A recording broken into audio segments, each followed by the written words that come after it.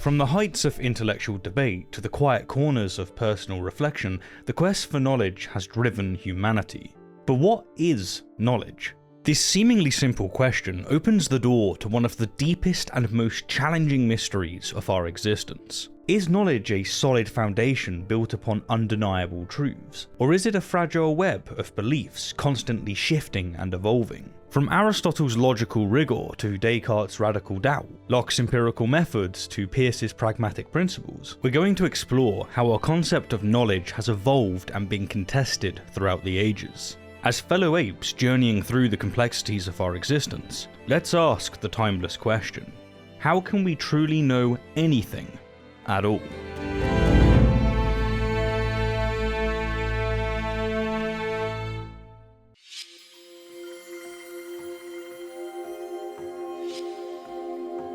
Imagine this: you're in the midst of a heated debate with a creationist, and they hit you with the question, how do you know evolution is true?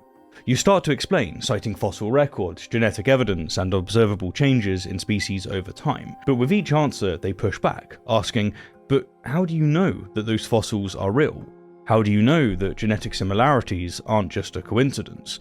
How do you know that the observed changes are actually evolution? And before you know it, you're spiraling down a rabbit hole of frustration, feeling gaslit and questioning whether you know anything really at all. Sound familiar?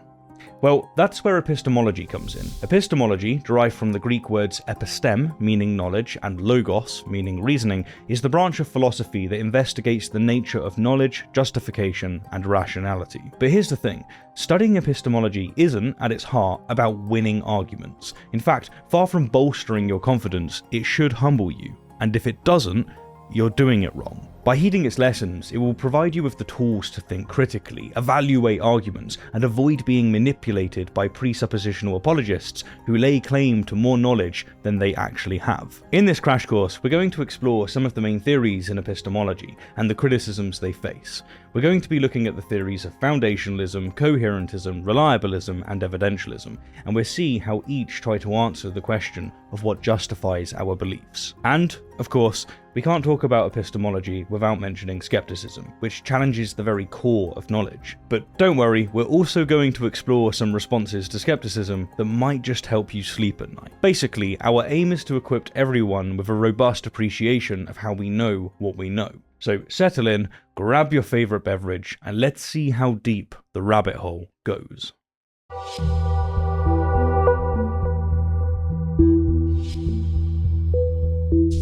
Alright, let's dive into our first epistemological theory, Foundationalism. This view has its roots in classical antiquity, but was later refined by Descartes, Locke, and Hume, and it remains a very popular view among contemporary philosophers. The basic idea behind foundationalism is that our beliefs are structured like a building, with some beliefs serving as the foundation upon which all other beliefs are built. But what makes a belief worthy of being foundational? Well, according to foundationalists, these beliefs must be self-justifying or self-evident. In other words, they don't require any further justification or support from other beliefs. They're non-inferential. Examples include basic logical and mathematical truths and direct sensory experiences. A few examples should help illustrate this, beginning in the realm of logic. Consider the law of non-contradiction, the principle that a proposition cannot be both true and false at the same time. The statement, "a square has four sides," is a basic truth. It cannot simultaneously be true that a square has four sides and a square does not have four sides at the same time and in the same sense. This is a fundamental principle that doesn't need further justification and serves as a foundational belief in our reasoning process. Moving on to a sensory example, imagine you're looking out of your window and you see a tree in your yard. A foundationalist would say that your statement that there is a tree in my yard is justified because it's based on direct sensory experience of the tree. But you could be wrong, right? How do you know that you're not hallucinating a tree? Well, most contemporary foundationalists recognize that even basic beliefs can indeed be mistaken. Still, they maintain that such beliefs are justified prima facie, which is a fancy philosophical term that means at first sight. Crucially, note that foundationalism isn't making a claim about what actually is the case, but rather about what we're justified in believing.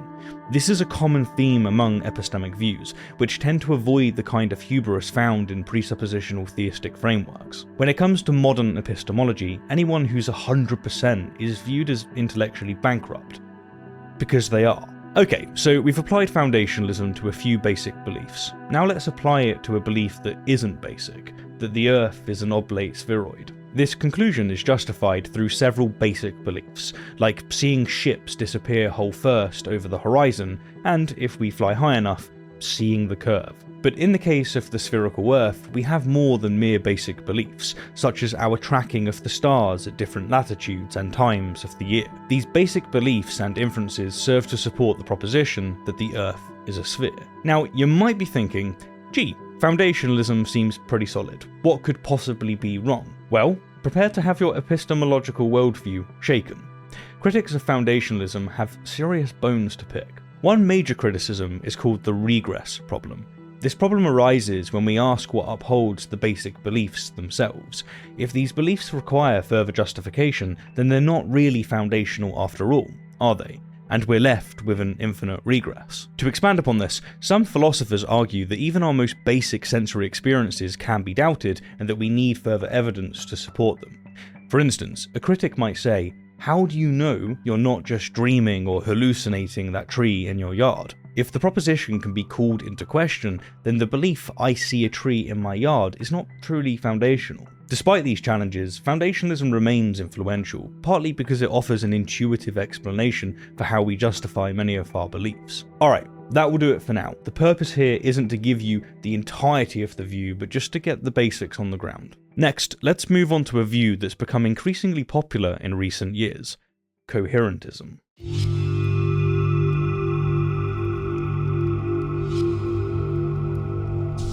Coherentism is a competing epistemic framework that has gained significant traction in recent years, with philosophers like Lawrence Bonjour and Donald Davidson leading the charge. In a nutshell, coherentism maintains that a belief is justified if it coheres or fits well with other beliefs in a system. Think of it this way: our belief systems form a complex web, with each belief connected to and supporting many other beliefs. The more tightly woven and coherent this web is, the more justified each individual belief becomes.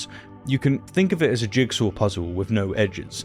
Each piece gains its meaning and justification from how well it fits with the other pieces to form a coherent picture. To illustrate this, let's return to our earlier example of the statement, "There is a tree in my yard."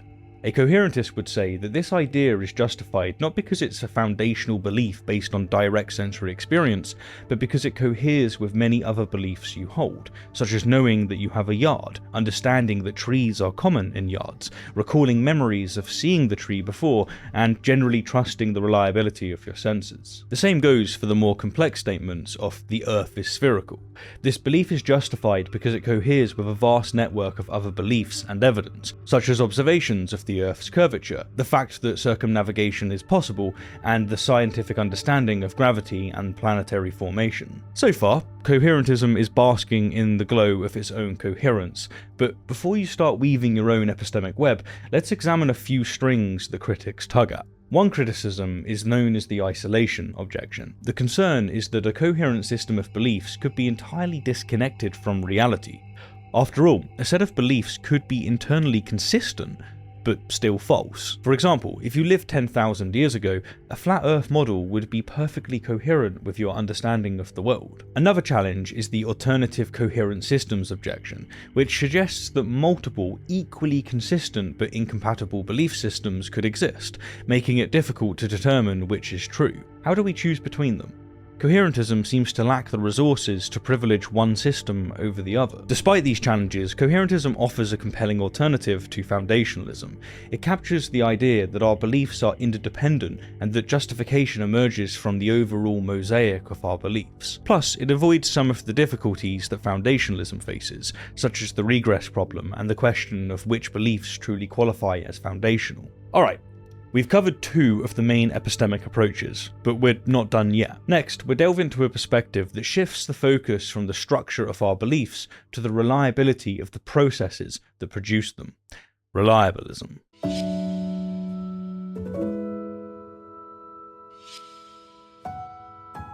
Reliabilism, championed by philosophers like Alvin Goldman and Robert Nozick, focuses on the processes that generate our beliefs. According to this view, a belief is justified if it is produced by a reliable cognitive process. Think of your mind as a belief-forming machine. If a process like vision reliably produces accurate accounts of your environment, then if you see a tree in your yard, the statement "there is a tree in my yard" is justified. The same goes for the belief that the Earth is spherical. This theory's clear advantage is that it can handle complex and varied belief-forming processes, such as scientific methods, perception, memory, and reasoning. Another purported advantage of reliabilism is its ability to justify beliefs produced by strange but seemingly reliable processes, such as quantum mechanics. Before other epistemic views could account for spooky quantum phenomena, it gained acceptance largely due to the reliability of its experimental results and predictive success. But this ability is a double-edged sword. Take, for instance, the miasma theory of disease, which posited that diseases were caused by bad air, or miasma. This was reliable to an extent because it led people to avoid overcrowded and unsanitary cities, inadvertently reducing their exposure to germs. Even though the underlying mechanism was incorrect, the process, avoiding bad air, reliably led to healthier outcomes. Hence, under reliabilism, miasma theory was justified because it was produced by a process that appeared true due to reliable results. That's an issue, right? I mean, we typically expect justified beliefs to be supported by evidence and cohere with other beliefs, not just the reliability of the process alone. Another disadvantage is the generality problem. Is vision as a whole reliable? Or do we need to examine more specific processes, such as vision in low light or vision of distant objects? It's not always clear which level of generality we should use when evaluating a process's reliability. In spite of these obstacles, reliabilism offers unique advantages over foundationalism and coherentism. Unlike foundationalism, this view doesn't require a privileged class of basic beliefs to serve as the foundation of all knowledge. What's more, it can account for paradigm-shifting discoveries, whereas coherentism requires ideas to be grounded in an existing complex model. Alright, there's reliabilism, but we're not finished yet. There's one more major approach to epistemology that we need to discuss: evidentialism.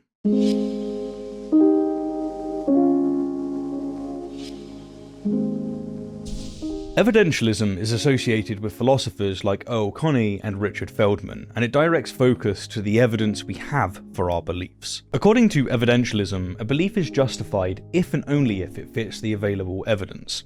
The strength of a belief is measured by the quantity and quality of evidence in its favour, rather than its coherence with other beliefs, its foundational basis, or the reliability of the belief-forming process. Essentially, a belief is rational and justified if it is well supported. Let's apply this to the recurring statement, "there is a tree in my yard." An evidentialist would say that this is justified if the available data supports it, like seeing a tree, picking its fruit, and receiving its shade. Now, on the surface, this seems similar to coherentism, so let's make explicit how it differs. Recall that the statement, "there is a tree in my yard," is justified under coherentism if it fits well with other beliefs you hold, creating a consistent and mutually supportive network of beliefs. Well, under evidentialism, it is justified solely on the available evidence, regardless of how it fits with everything else. A critical advantage of this view is that it embodies the scientific mantra that we should base our credence on the current empirical findings and be willing to revise in response to new discoveries. However, there are notable issues that evidentialism must address.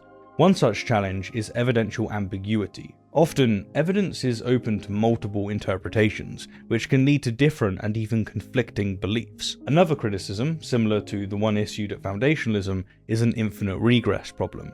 Evidentialism requires that all beliefs be justified by evidence, right? But whatever evidence we provide in favour of a belief is itself a conclusion that must be supported by further evidence, and so on ad infinitum. And this leads us to the fathomless abyss of skepticism. How can we know anything at all?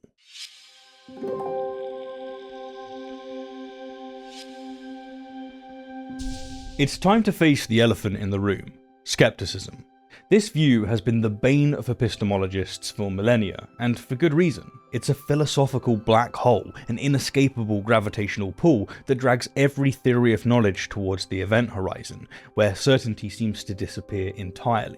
Epistemically, skepticism is the view that we cannot have knowledge. No matter how strong our evidence is or how reliable our belief-forming processes are, we can always raise doubts about the truth of our beliefs. One of the most famous skeptical arguments is Descartes' evil demon. Descartes imagined a scenario in which an all-powerful, malicious being is deceiving him about everything, including his perceptual experiences and logical reasoning. Modern skeptics have updated this thought experiment for the 21st century. Instead of an evil demon, they invoke the possibility that we're all living in a computer simulation, or that we're brains in vats being fed false information by mad scientists. Now, sure, these scenarios can seem superfluous and absurd, but make no mistake, they illustrate the relentless challenge that skepticism poses. If we can't rule out the possibility that our beliefs are false, then how can we justify, well, anything? Foundationalism, coherentism, reliabilism, and evidentialism all assume that knowledge and justified belief are possible. But can they really justify these claims? In essence, the skeptic takes the criticisms that each theory issues at their competition and says, "My dudes, you're all right about the others being wrong." Okay, skepticism is the big bad wolf. Fine. How, then, do we slay it? Well, philosophers have proposed various strategies over the years. One approach is known as the Moreian response, named after philosopher G.E. Moore. Moore famously held up his hand and declared, "Here is one hand," insisting that he knew this fact with certainty and that this knowledge is more certain than any skeptical argument to the contrary. This can be seen as a common-sense foundationalist response, anchoring knowledge to the unassailable truths of everyday experience. In a similar vein, it's been argued that skeptical scenarios are less plausible than common-sense beliefs. For example, it's possible that we're brains in vats, sure, but it's more reasonable to trust that our senses are generally reliable. Put it this way, the fact that something is possible doesn't imply that it's highly probable. In a meta-move, another response argues that skeptical doubts are self-defeating. If we can't know anything, how can we know that skepticism is true? Perhaps skepticism undermines itself. These responses have their merits, but none of them have managed to settle the debate once and for all. Skepticism remains the big bad wolf. But perhaps that's not such a bad thing. While radical doubt can be very unsettling, it can also be intellectually invigorating. It pushes us to question our assumptions, seek stronger justification for our beliefs, and, I'd argue most importantly, swallow our fair share of humility.